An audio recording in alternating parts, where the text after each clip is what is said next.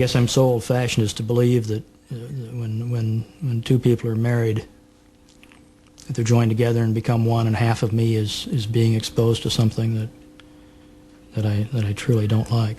Karen, what's up with your husband, though? I mean, are you still in love with him, Karen? No. No.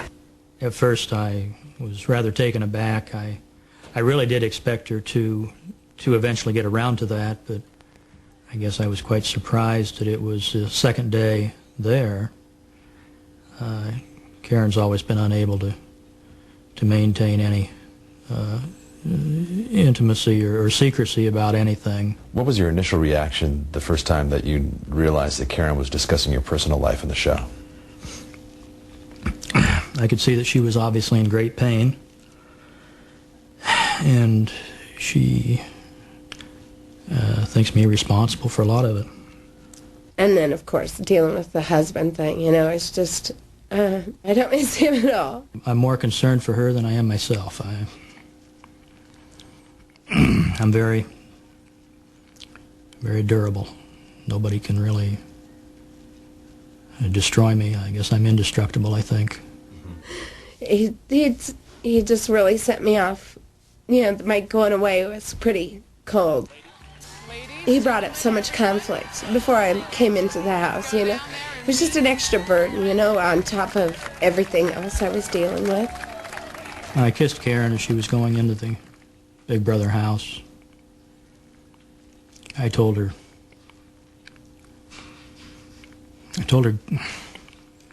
good luck and goodbye. And so when the door closed, I thought perhaps that was goodbye. He hates to kiss. Absolutely hates to kiss. He hates to kiss? He doesn't want anybody touching his face. I don't express myself well with kind words or compliments. It's a failing on my part. We've been married for 22 years and he's never complimented me. Has he ever said you're like beautiful or pretty? Oh, never, never, never. Initially in the relationship, it was difficult for me to even say I love you. I should be used to it.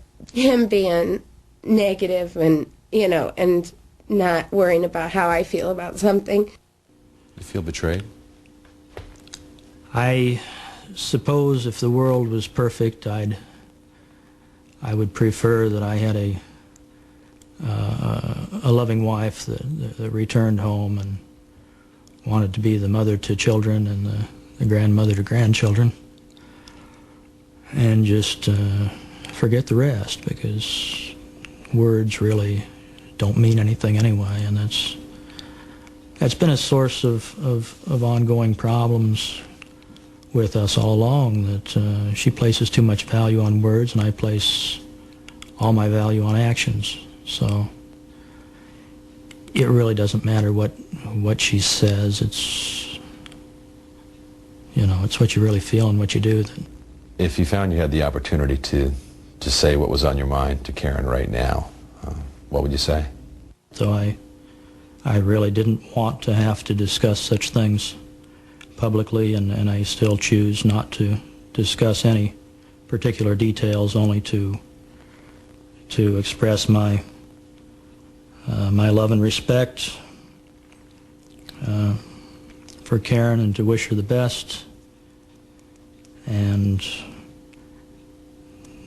however things turn out is how they will turn out. But I hope that she feels better, and maybe this time away from home will help her to feel better about herself and me as well. Up next, Tom writes a letter to his wife. I was damned to love a woman who walks in sunshine and shadows, with an angel on one shoulder and a demon on the other. When Big Brother continues.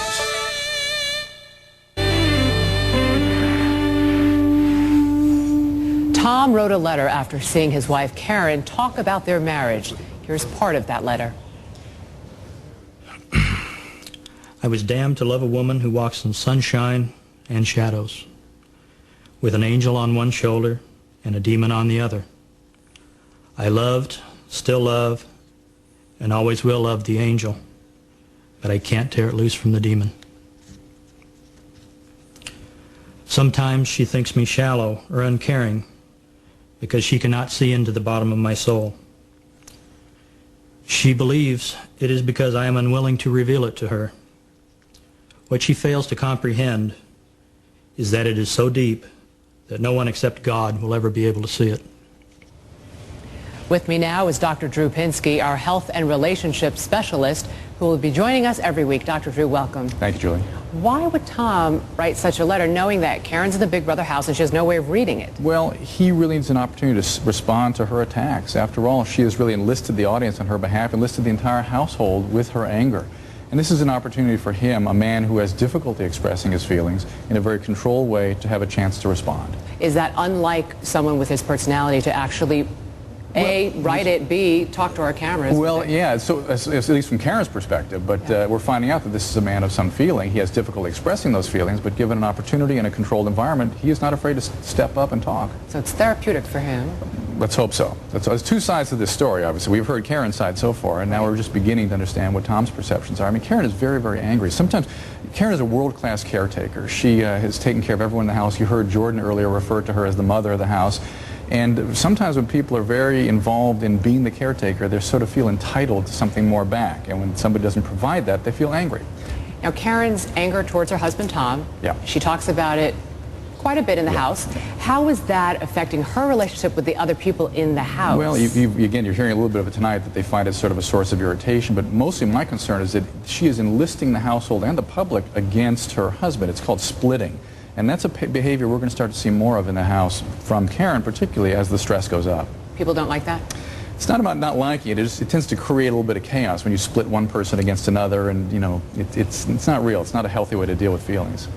Talk to me about the dynamics in that house. For the past week, we have seen the group bond, get to know each other, and then yesterday they had to go into the Red Room and start nominating people for banishment from the house. Yeah, I'm sort of... Every day I find myself moved by this. I can't stop watching it. And most recently, watching them struggle with rejecting people they bonded very tightly with is a very moving experience, particularly those people that have themselves powerful issues around abandonment and rejection.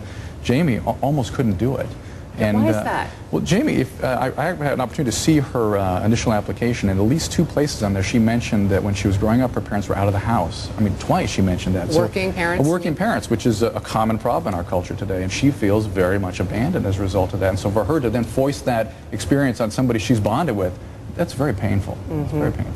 Is it going to get more and more tense as more and more Red Room nominations, or after tonight, it's going to be all out of whack? It's going to be all out of whack. I mean, the heat's going up, and we'll see what happens. I've sort of given up on predicting. There's so many variables here. I think I know what's going to happen, but and it changes every day depending on what happens in the house. It's so very, very interesting. Dr. Drew, thank you so much. We'll be checking back. Absolutely, thank you.